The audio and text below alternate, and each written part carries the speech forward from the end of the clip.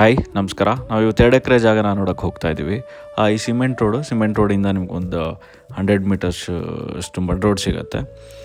Village ಅಕ್ಕಪಕ್ಕದಲ್ಲಿ ಮನೆಗಳಿದೆ ಈ ಪ್ರಾಪರ್ಟಿಗೆ.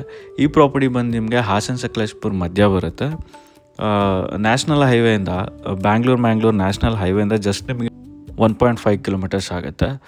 ಇಲ್ಲಿ ಬಂದು ನಿಮಗೆ 1 ಎಕರೆ ಖಾಲಿ ಜಾಗ ಸಿಗುತ್ತೆ, 1 ಎಕರೆ ತೋಟ ಸಿಗುತ್ತೆ, ನೆಗ್ಲೆಕ್ಟೆಡ್ ಅದು. ಸಿಲ್ವರ್ ಟ್ರೀಸ್ ಇದೆ, 1 ಎಕರೆಯಲ್ಲಿ ಕಂಪ್ಲೀಟ್ ಸಿಲ್ವರ್ ಟ್ರೀಸ್ ಇದೆ.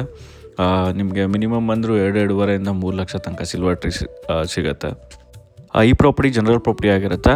ಪ್ರಾಪರ್ಟಿ ಬಂದು ಲೆವೆಲ್ ಇದೆ, ನಿಮ್ಗೆ ಎಲೆಕ್ಟ್ರಿಸಿಟಿ ಇದೆ, ಮೊಬೈಲ್ ನೆಟ್ವರ್ಕ್ ಚೆನ್ನಾಗಿದೆ, ಮತ್ತು ನಿಮಗೆ ಒಂದು 100 ಎಕರ್ಸಲ್ಲಿ ದೊಡ್ಡ ರೆಸಾರ್ಟ್ ಇದೆ, ಜಸ್ಟ್ 200 ಮೀಟರ್ಸಲ್ಲಿದೆ. ಅದಷ್ಟೇ ಒಳ್ಳೆ ಏರಿಯಾ, ಒಳ್ಳೆ ಇನ್ವೆಸ್ಟ್ಮೆಂಟ್ ಈ ಪ್ರಾಪರ್ಟಿಗೆ.